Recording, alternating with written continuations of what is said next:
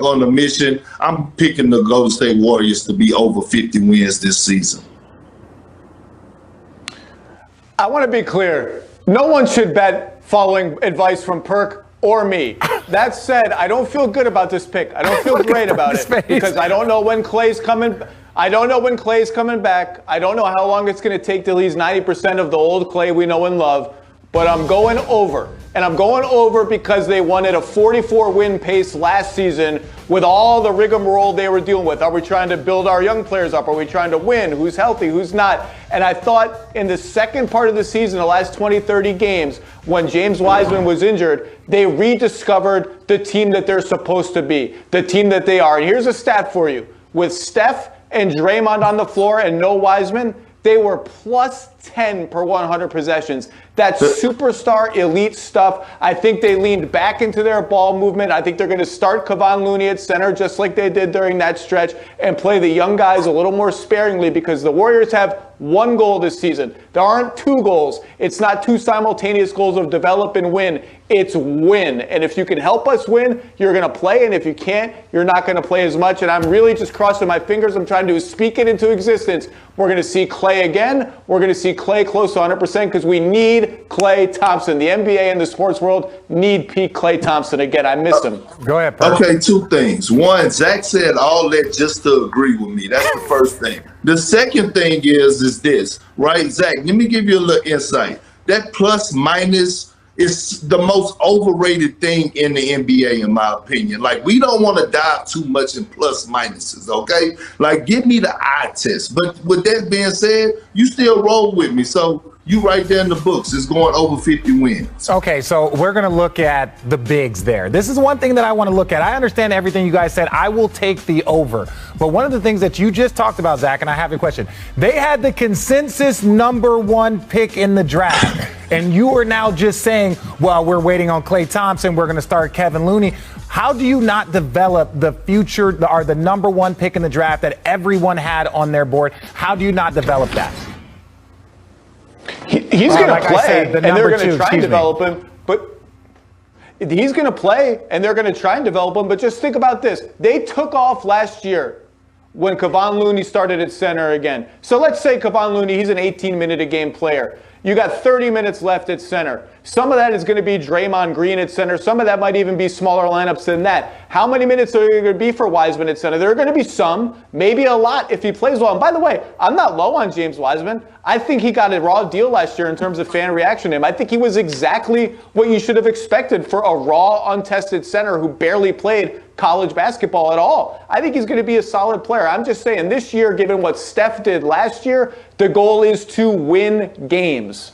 I understand that, but I also look at DeAndre Ayton, and I look at the growth of DeAndre Ayton every single year. And then you get him into year 3, you get him into year 4, and now he has an opportunity to really contribute. And so you can't just put Wiseman on the back burner because now all of a sudden you have a 32, 33-year-old Klay Thompson. So I'm really, really curious to see how the Warriors bounce that out. But let's stay out west with the Nuggets, who have the reigning MVP, Nikola Jokic, on their roster, but will be without Jamal Murray indefinitely as he recovers from a torn ACL suffered back in April. Now, Zach, over under 47.5 wins for the Nuggets. It's a tough line. Tough line, especially given that Michael Porter Jr. went like this last year and is probably going to keep going like this. And Aaron Gordon fit in hand in glove. They look like one of the best teams in the NBA. But without Jamal Murray, I'm going slightly under. I think they could hit this mark for sure because Jokic is that good. Michael Porter Jr. is just a monster scorer. They're deep and they have an identity. But I'm going slightly under on the Nuggets in a competitive Western Conference. Yeah, I'm going with the over. I think the Nuggets are a top 5 team in the Western Conference. They showed us this last year. I was one of the guys that actually doubted them when Jamal Murray went down. I said it was over for them. But when you look at Jokic and what he did, tearing up the league, being the best big man in the game today, in my opinion, like long as you got him and he's in shape, you got a chance of winning every single night, especially in the regular season. And by the way, Michael Malone doesn't get enough credit. He can coach his behind off. So with that being said, I'm going with the over. Ooh, I'm going to go with the over also. And the reason why I'm going to go with the over is for the individuals that you talked about. Nikola Jokic, he's in great shape, which hasn't always been the case. I played my last season in the NBA with him, stop it, Perk, with him, with Jamal Murray. So I understand how important he is and how Mike Malone. But the Aaron Gordon and the Porter Jr., those two guys will be the determining factors in whether or not they keep that path. So I'm going to take the over. No one cares about what Perk is going to say. So we're first-time head coach and much more. So get with TV because the jump starts right now, and we've got some breaking news for you.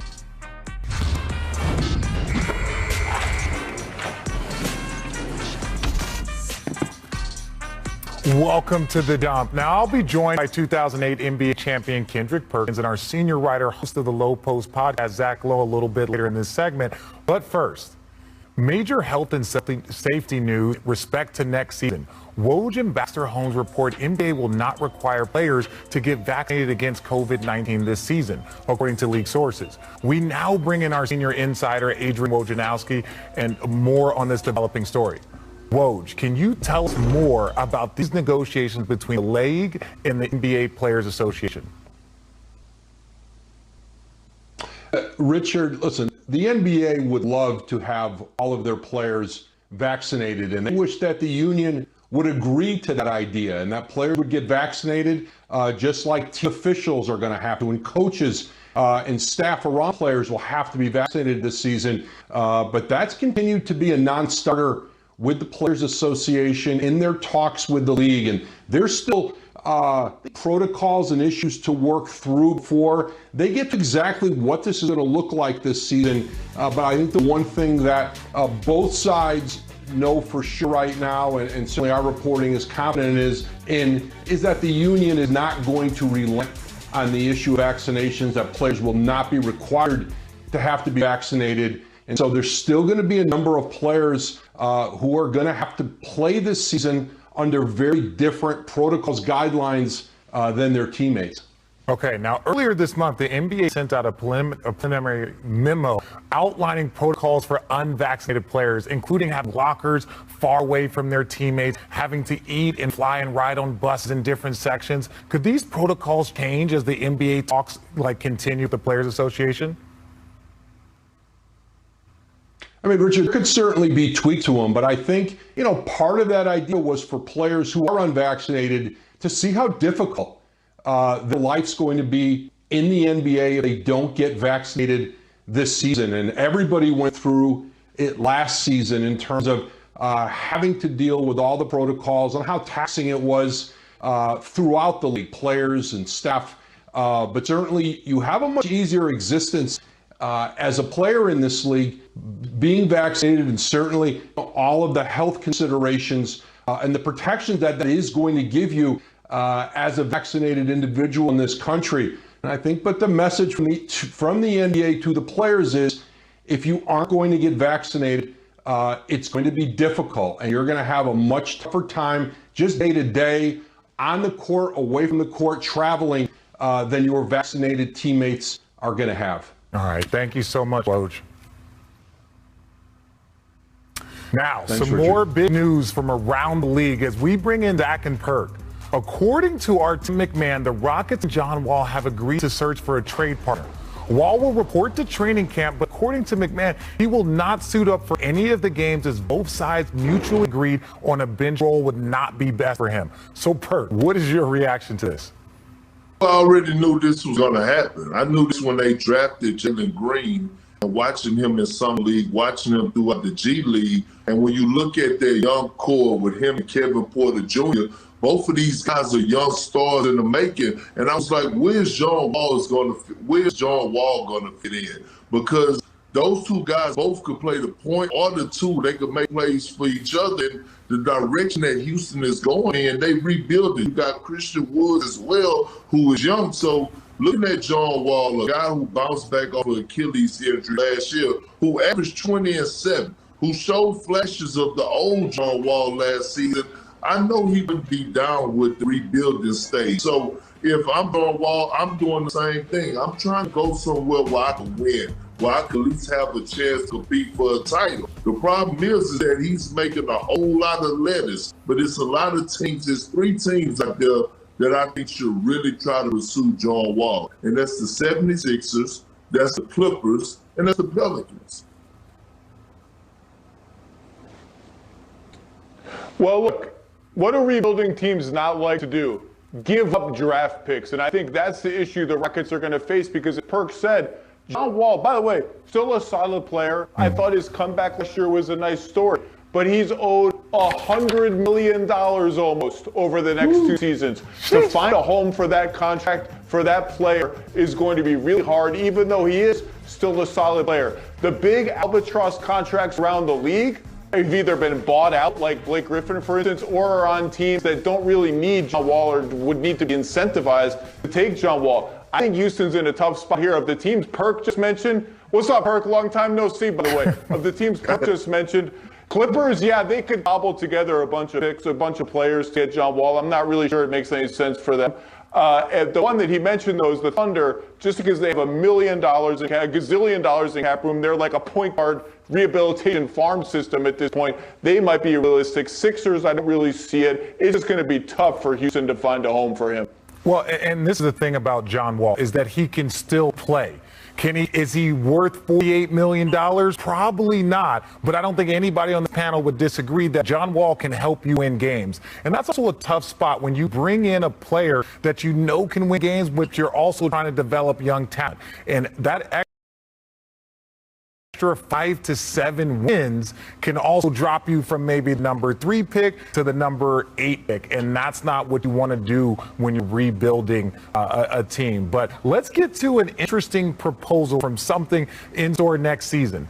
According to The Athletic, the NBA Competition Committee is discussing the concept of mid-season tournament in the future, with the main incentive being a cash prize of $1 million per player. Now, as a former player, do you think that is enough money to get the players to buy into this midseason tournament? Absolutely not. Look, I don't like the idea. Here's why. It's almost like an underground rapper, right? That has a solo album, a hit single that went gold, and then all of a sudden he remixes it like the NBA did for us the play-in tournament, and like a Drake, and he goes platinum. How you trying to do too much? Keep the tradition. Don't shake your head. No, I was just, you know what? I wasn't. Kendrick, Darius, Perkins, calm down. What I am trying to say is that when I was shaking your head, I was thinking, like, I don't know how Zach is going to follow this up, but God bless him. Yeah, I mean, but listen, here's the thing. Like, we got to keep some type of tradition, all right? And like the 82-game season, okay, the play-in tournament at the end, yes, it's all good. But don't just water it down. Don't overkill the situation. No mid-season tournament. No, let it play out how it plays out. I love the play-in. That's enough. Look, I'm willing to give this a chance because all of Adam Silver's wackadoo ideas, they seem to work. I'd give it a chance, but there are 2 reasons I've never been a big fan of this idea. Number 1, it's not a basketball thing. It's a soccer thing. It has no tradition here. It has no meaning here. I'm not convinced that teams or fans are going to care about it. Number 2, all the science, all of it, has said for years and years and years, 82 games is too many. We already tacked on a few for a bunch of teams in the play-in tournament. That's awesome. That's a hit. Let's keep it.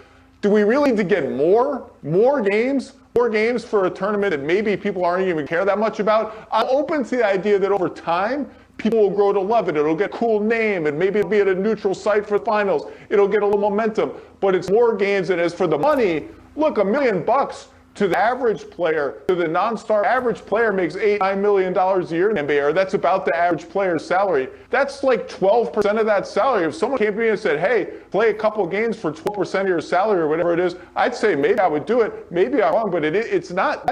Look, without getting into ridiculous amounts of money, that's not chump change. That's a real amount of money. But will this idea succeed? I'm not sold. Okay, look, there's so much to unpack here from both of you. Both of you guys contradicted yourselves. You talked about, oh, well, you know, Perk, you first said there's no tradition here. What are we doing? We just started the play-in game, and both of you talked about how you love the play-in series. So why not try and add something new? Why not create a new tradition? Maybe there is something there. Well, you both of you can't be putting your one fingers up. I'll give you guys both an opportunity to talk. And secondly, the one thing that I also want to discuss is that for players, that $1 million, every time you got that licensing check, now that was free money. We view that licensing check as free money. Guys go and buy something. It's probably not the best thing to just give a 25-year-old a check, but that extra $1 million, I don't care who you are. If you're making 50, if you're a league minimum guy, $1 million is nothing to scoff at. So I don't want to make it seem like that money isn't going to change for a guy like Russell who's making $50 million. That Perk.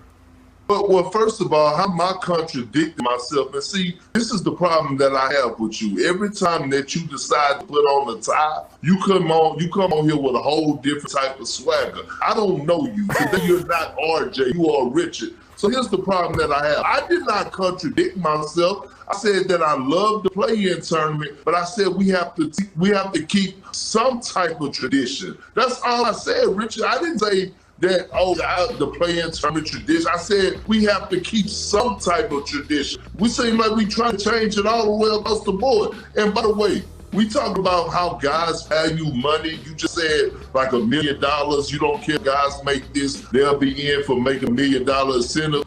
We're witnessing right now Ben Simmons talking about how he's willing to not go to training camp and possibly leave $8+ million on the table. So what are we talking about right now? It's a different generation. You know that, Richard. You know that, Zach Lowe. It's not the same. We value a dollar differently than this new generation of players. Well, okay, so really quickly, Zach, are you for it or against it? I'm against it. And let me tell you one thing, though, why I agree with Perk, which makes me uncomfortable that you're wrong and we're not contradicting ourselves. The play-in tournament the stakes are something I understand. The stakes are playoff seeds to get into the NBA playoffs. The thing that I understand and I know, this mid-season tournament is for something brand new. Do I care about it? Do I hang a banner for it? Does it mean anything when there's an actual NBA champion at the end of the season? I don't know. But play-in tournament, I understand it's new, but I'm playing for something old. Okay, that's fair. Look, that point, I don't know what Perk was talking about, that point that you just make, Zach, there from last night. Well, I actually like his look from last night. I didn't understand the haircut. And look, Russ comes with a lot of fits I don't understand and I can't relate to, and I get it. But guess what? That bank account keeps filling up because every time you go on a fit like that and post it, it's $75K to $150K. So why not? Keep doing you, Russ. Look, if you're going to go big, go big. I'm team kilt. Go for the kilt. The kilt is a unique look. I might start sporting a kilt. That was pretty cool. Perk, I think you could pull off a kilt. Thanks, Richard. You seem so excited. Thanks, Bob. Look, Bobby, we've seen a shift in the last few years when it comes to roster construction. In your eyes, is free agency still the best way to build out your roster? No, I mean, the days of all-star free agency of wooing Kevin Durant and the Hamptons and Kyrie Irving and Kevin Durant teaming up, I think that's over for right now. And when you ask, team execs, it's through the draft and it's certainly through trades. And what we've seen is a lot of extensions recently. And one agent gave the best line. He said, sign now and ask out later down the road. So when you look at why Luka signed that $207 million extension and why Zion will sign next year, it's basically to put a lot of pressure on their organization and then kind of canvas the trade market. But no, the superstar days of free agency, at least for now, are all but over. Okay, with the changing landscape, are you expecting any big names to hit the free agency market? Well, I think next offseason is certainly going to be Zach LaVine in Chicago, and that really is the only reason why, is because his extension is about $100 million less than what his actual contract could be.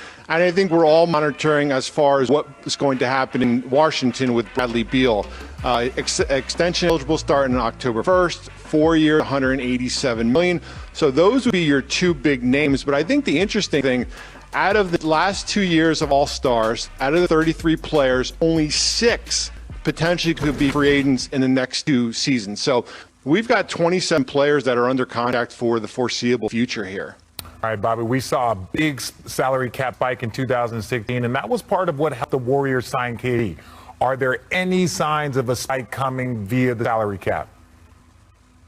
Yeah, I think we're going to look at it when the new CBA comes up in 2023-24. Also, we're going to probably get an infusion of more TV money that is going to come up. And I think that's where we look at for that next big wave of all-star free agents being out there. The Donovan Mitchells, the Bam Adebayos, the Jason Tatums of the world. Players like that potentially could team up, 3 or 4 years from now when they do become free agents. And this cap takes a huge jump. All right, Bobby, thank you so much for joining us today. Thanks, Richard. Thanks, Richard. All right, let's bring back Zach and Hurt. Guys, you heard Bobby talk about how the market is changing, and for at least right now, free agency isn't the best avenue for teams to get better. Players are thinking money first and then playing situations second. Now, Zach, I'll start with you. With this new landscape, what does the future free agency look like from your perspective? First, I love that the league and the players union made it easier for players to sign lucrative extensions. I think that's good for players and it's good for teams. Second, free agency has only been the best means of building a team for just a few teams in the NBA. That's always been the case. Miami, Los Angeles, in theory, the New York teams, and then finally, in reality, Brooklyn. The rest of the league, it's not a free agency destination. You're not getting stars that way. Marcus Aldridge here, maybe, but it's free agency has never been the best way to build a team for most of the teams in the NBA, other than those sorry, cool places with beaches and nightlife and all that stuff. But I do think Bobby's right in the sense that you do see more teams that don't even seem interested in having cap space, but do seem interested in building untradeable players. I look at what Boston did, extending Marcus Smart, extending Josh Richardson. They're prioritizing continuity. Let's keep what we have, prioritizing, get some contracts that can make a lot of different trades feasible for us, figure it out down the line. So I do think Bobby's onto something, but sometime soon, maybe not this summer, maybe not next summer, there's going to be a Los Angeles or a Miami or a New York or some team in one of those glamour markets that sees a free agent class coming and lines up its cap space and does something big. I don't think we've seen the end of that forever, but something new is going on here. Yeah, and look, you're right, Zach, and I agree with you and Bobby, but here's the point I want to make. I don't just think it's going to impact the free agency. I think it's going to impact the CBA, because watching what star players are doing with their max contracts like Ben Simmons and what James Harden did last year, and even guys like even the John Wall situation where franchises are being stuck with guys that are getting paid over $40 million and don't know what to do with them or can't get rid of their contract or they're disgruntled, right? So I'm looking at this right now and I'm like, shoot, the owners and everybody else are going to go into the CBA and say, hey, we're going to have these certain type of clauses. That's going to also affect free agency and things that matter. So this is why I'm so big on when guys get their money to make sure they handle things in a professional manner, to make sure that they go about carrying themselves in a certain manner, especially when they get that big bag, because we always have to remember, certain guys paved the way for guys to get big money. And you want to continue to do your job as a franchise guy to help the next generation to continue to get big bags. So that's what I wanted to harp on more of more the CBA that's coming up more than the free agency. Yeah, free agency should always be a complement to what you are doing. That is the issue. When teams try and say, we're going to get this in free agency, we're going to get this. Look at the Phoenix Suns. DeAndre Ayton, Devin Booker, Bridges, Cam Johnson, key pieces to their championship run were all drafted. The Milwaukee Bucks, you had Chris Middleton, you had Giannis, all of these guys, key pieces drafted. And even if you look at Los Angeles Clippers, when they got Kawhi Leonard in free agency, it's because they had a great team that made it a attractive. The Brooklyn Nets, when they got Kyrie, when they got Kevin Durant, they had an attractive team, a playoff team for these guys to show out. If you're just saying that we're going to get this done in free agency, you are going to fail. You have to.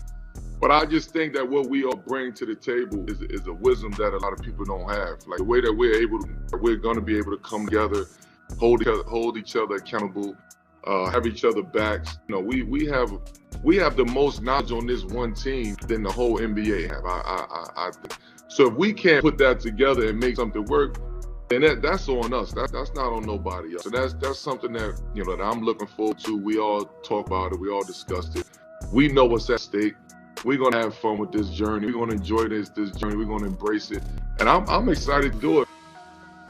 Welcome back to The Jump. I'm Rich Jefferson. Now, that was Carmelo Anthony on First Take defending the Lakers' age, saying the Lakers have more knowledge than the whole NBA. Now, Perk, does the Lakers collective wisdom outweigh any age concern for you? Absolutely. And look, Melo was speaking a new language called facts. And I get it, right? You have half of the Lakers roster that's almost eligible for the NBA pension, and you have some of them almost eligible for Social Security. I get all that. But when you just take LeBron James and Rajon Rondo alone, it separates them from the rest of the league. You're talking about two of the smartest guys to ever play the game of basketball. And then you add Melo, you add a champion in Trevor Ariza, who played alongside Kobe Bryant, who won a championship, Dwight Howard, who's a champion. That experience is going to get them through tough games in the 7-game series when they're not making shots. They can hang their hats on outsmarting teams, even throughout the 82-game season. So when people start talking about, oh, they're senior citizens and they're old and all this, I don't want to hear it, because all those guys look phenomenal. They're still in great shape. And by the way, Russell Westbrook and Anthony Davis, they still in their prime. And have anybody seen pictures of Anthony Davis lately? He looks phenomenal. I love Melo talking like a true NBA graybeard. These young kids, they don't know what we got up here. But I'm with Perk. Look, the Lakers, there's always so much noise. They're too old. Are they going to be good enough defensively? How is Russ going to fit? Do they have enough shooting? Is Anthony Davis going to play center? Why did they sign 1 million centers if Anthony Davis is blah, blah, blah? Those are all relevant questions. They're all going to matter at some point. But really the only thing that matters, if LeBron and Anthony Davis are healthy in the playoffs, they will problem solve all this noise away, and the Lakers will be just fine. You're going to scream and yell about the other stuff all season long. If those two guys, maybe the best player of all time and a top 10 player, a defensive player of the year candidate, all that, if they're healthy, the rest of it will work itself out, and the Lakers will be right there as the favorites or co-favorites at worst in the West. Now, look, I have the Lakers second in the league behind the Brooklyn Nets. That's the one team that I have that's better than them. And Perk is already scrunching up his face like he just saw something poor. But my issue with the Lakers and their age is that you know this is a long season. You're coming off two kind of condensed. You had a bubble season, then you had another season that was very, very unique. You're playing 72 games in a short amount of time. So my issue with that is that how is that going to work? I'm not talking about that they're banged up. I don't think that they're too old. I just think that we're talking about the third season. Now I'm trying to get back on schedule, being somewhat kind of condensed and a little bit of funk to it. You got anything you want to reply to? No, I don't. Okay, good. I don't. You can transition because see, you know better. You know better, and here's why you know better. You played alongside LeBron James, and you know how much he puts into his body. You know that he has this ripple effect on everybody on everybody on the roster, that they follow his lead for as taking care of their body. Richard, you know how it is playing alongside of him. You know how it is to be on the team with him. He held you accountable. He held me accountable. I had the lowest body fat that I ever had in my career. So we already know how it goes. That's what I gotta say. We'll talk about your body fat later. But Carmelo's only 5 years younger than our next guest, as we now welcome in first-year Orlando head coach Jamal Mosley to the show. Thanks for joining us, Jamal. Thank you for having me. Is that your new office? You got your pictures hanging up yet? No, a couple pictures hanging up on the other side of this. Okay. What does it mean to you to finally get that head coaching opportunity? I mean, it means a ton just being able to see the work that was put in prior to this, and just all the coaches I've worked for, all the work that I've put in. It's been great, and get the opportunity from the Orlando Magic and just having them believe in starting something new and fresh. Now, you talked about some of the coaches that you work for: George Karl, Rick Carlisle. That's a fun back-to-back. What did that mean to you to be able to work with them, and why was I your favorite player that you ever coached? Just the knowledge that they brought to the game, the experience, the ability to transition things, the ability to adjust on the fly, just so many different aspects of how they coach the game it helped me out a ton just to see how they did things, went about practices, went about training camps, went about game adjustments. It was just fantastic just to learn so many things from them, as well as Byron Scott and Mike Brown, and then learn from my mentor, Tim Gergerich. It was just fantastic. And then you being one of my favorite players to coach, it's a toss-up. It's a definite toss-up there. Yeah. Hey, Coach Mosley, big perk here, man. First of all, I want to tell you congratulations. Well-deserved, my brother. But I want to ask you a question. When you talk about having a young roster, right, and we know, like, having a young team, everybody have individual goals. And, your job as a coach, one of your jobs as a coach is to make sure you put each guy in a position to be successful, but also to talk about the team. So I want to know, what are your challenges that you're going to have to work on or try to establish in their locker room, what you're going to preach to make everybody buy into your system and what you believe in for us developing a winning coach? Well, the one thing that has been apparent with this young group already is how connected they are. They want to see each other succeed, and they're willing to play with one another. They're willing to uplift one another. They want to play in alignment with one another. So a lot of times that's just me getting out of the way and kind of helping guide them so they can be the best versions of themselves. And the thing that you talked about with how you do that as a team is doing the work every day. I don't think we can skip steps no matter how we go about doing it. It's doing the work every single day and believing in one each other and lifting up each other every day. Now, you've been around talented players your entire career, but what was it like working with the USA select team this summer, getting the national team ready for their gold medal in the Olympics? That was great. I mean, that was a coaching clinic for me, just to understand how great coaches did it, how they saw it, and just that sweat equity that you see popping here running now, just being able to just get on the court with these guys and communicate with them on what representing something bigger than themselves. I think that was the biggest thing that I took away from it, just being able to be on the floor and not take yourself so seriously, but putting the work in every single day to accomplish something bigger. All right, now your Magic only won 21 games last season, and they haven't made it to the second round since 2010. What are your goals for your Orlando Magic this season? The process, doing the work every single day. I think the results will take care of themselves. And I know we're talking about teams that are talking about this goal, that goal, but everyone is going to start off by doing the work. And that's all we can ask for every single day, doing the work, and the results will take care of themselves. I think that's got to be the key for us every single day. Guys lifting each other up to make the person next to them better, and then doing work every single day. Hey, Coach, you have a young star in the making, in my opinion, in Jalen Suggs. And, I know it's going to be a lot of highs and some lows throughout the course of this season as a rookie. But what are your expectations for Jalen this upcoming season? But Jalen is one of those guys that's going to continue to push himself. And my job is, and this team's job is just to continue to empower him as well as the rest of our guys to put in the work and get better every single day. I'm going to keep saying it, doing that work, because I think that's the only way that you can improve. That's the only way you can accomplish any goals that you set out for yourself, is by walking the gym daily and trying to work yourself get better. Well, Jamal, I just want to say congratulations. I've known you for those entire 16 years that you were in the league coaching. We used to be at Gerg's camp. You used to keep me sane dealing with Rick Carlisle in Dallas. So